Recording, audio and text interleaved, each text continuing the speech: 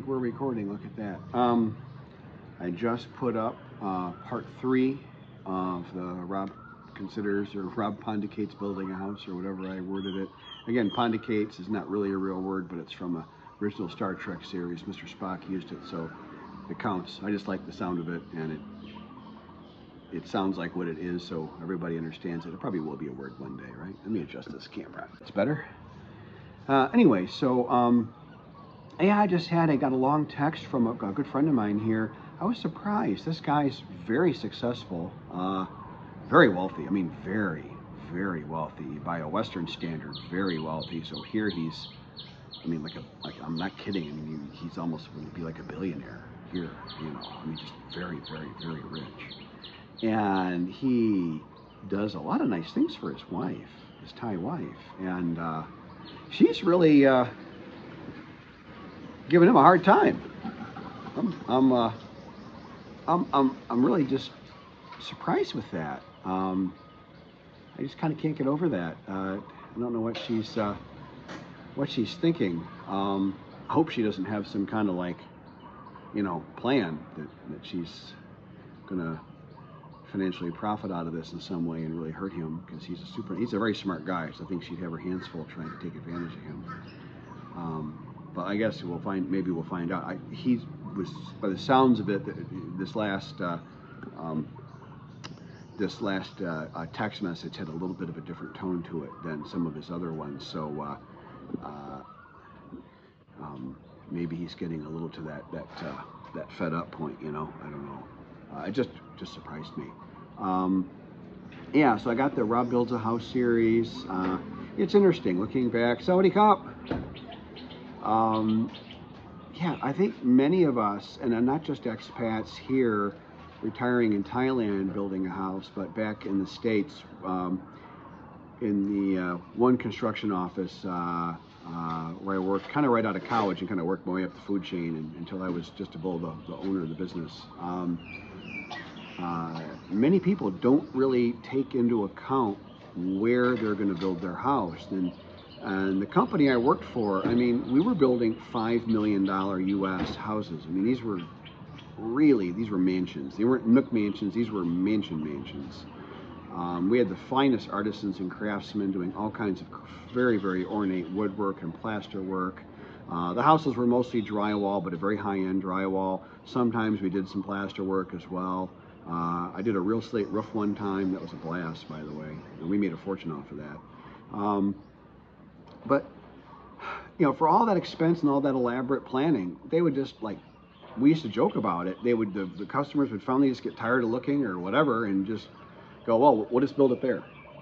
Well, great. And you know, and there's some really poignant ones of that where they built like the absolute crappiest location you could think, and here's this $5 million house going up that, I mean, you know, and here I see the same thing. I know an expat, and he's a pretty smart guy. I don't really care for him, so when I say he's pretty smart, I really mean it, because it's you know, it's always not natural to compliment someone that you don't care for. I don't think he's a very nice guy, but I got to say he is smart, and he sure will let you know that when he thinks he's smart too, when you talk to him. But he built his very big, expensive house. I actually just want to drive by just to see it. I heard it was really quite impressive looking, so I do want to see it. But he built it right across the street from where they kind of have a bunch of buffalo, or buffalo and cattle, I think, or I'm not sure which one it was now. And they, you know, they do their business all over the road, and so you got to drive through.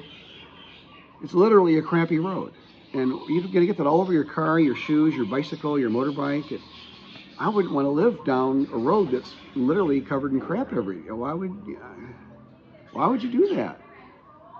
You know, and I'm doing the opposite of that particular individual's plan. His was, he fought for control the whole way, and you do want to maintain control of your project best you can. But in Thailand, man, you're going to need to, if you can be a little more flexible. Sawadee Ka! Oh, very nice to see you, boy. Looking good, looking good. Doing my YouTube today. How are you? Oh, Dimat. Oh, Gang Mat. Bowie studied English in college, and she gets to practice with me. We need to put Bowie on the channel and make Bowie superstar.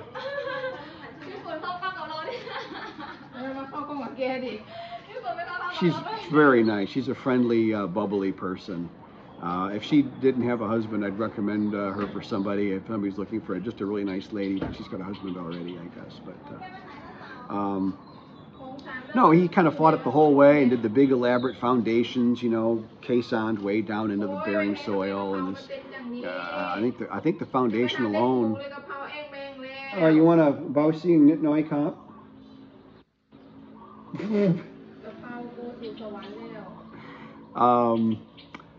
He spent, I mean, maybe $1 million baht on the foundations, which, or I mean, it's a one-story home.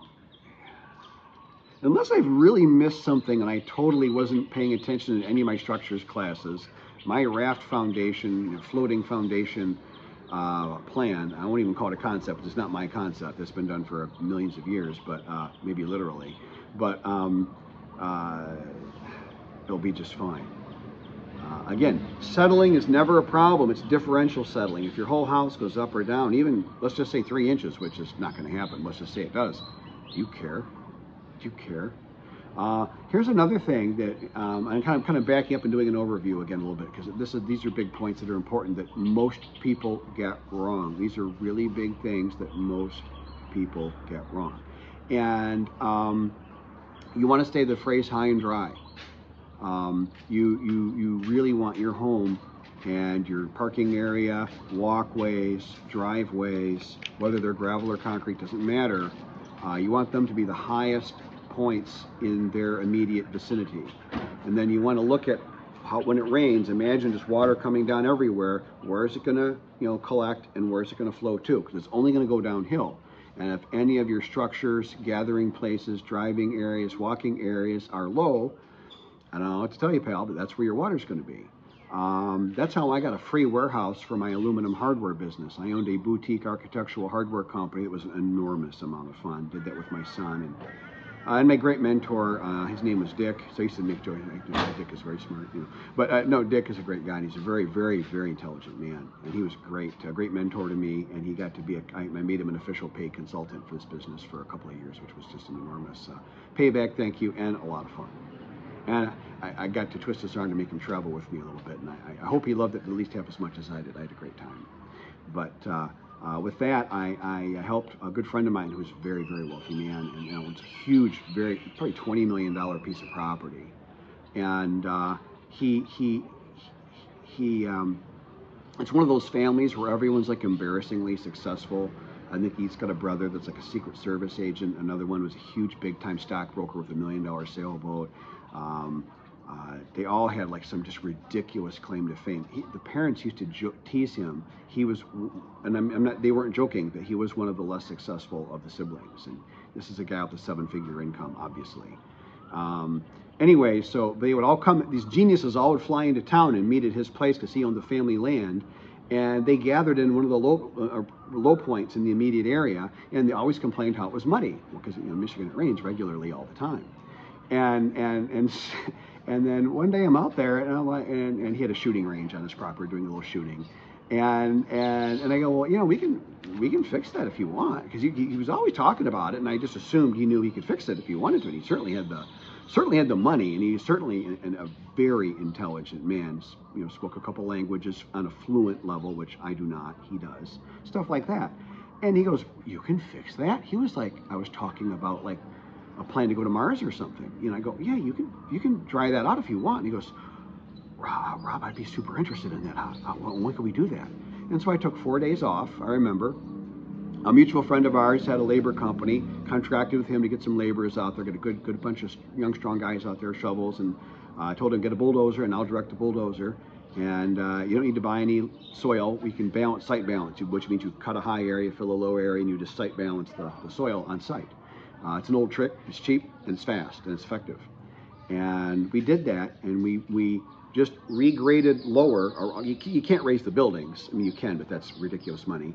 And so we just graded lower around every building, and then started at that point, and then just lower, lower, lower, until it went to some low area far away. And in this case, we got it, I don't know, a couple hundred yards away. And then by then the water just perks in the ground and diffuses, and it just sort of goes away. If you make the water run a long enough distance, it'll just sort of go away. Oh, buy mine? Okay, okay. I got to go with your fun in a sec. So we did that, and so high and dry, and he learned that lesson. And then we fixed several of his buildings, and eventually he gave me one of his buildings. But the fourth time he offered to take a warehouse for free, I kept turning it down, and then my landlord for my business was becoming difficult, and his widow took over, and she was completely unreasonable. She had no business experience. Her way of making money was just to raise the rent and say "F you," and you and I got to pay it. And she's like a bully, and I wanted out. And so, right about that same week, he made his fourth offer for a free building, and I said, "Do you mean it?" And I took him up on it. It was the best thing I ever did because it was me, him, my son, a really good friend of mine, one of the world record weightlifters I've mentioned before on the channel, lives right next door, and we just had these great lunches together, and it was just, God, I was there for 8 years and I loved it. Anyway, so that's high and dry, and when you build your house, you want to do high and dry. So that's the end of, gosh, I think that's part 4. I've already got part 5 already filmed. I'll put that together for tomorrow morning. No, thank you for supporting my YouTube channel. Thank you very much.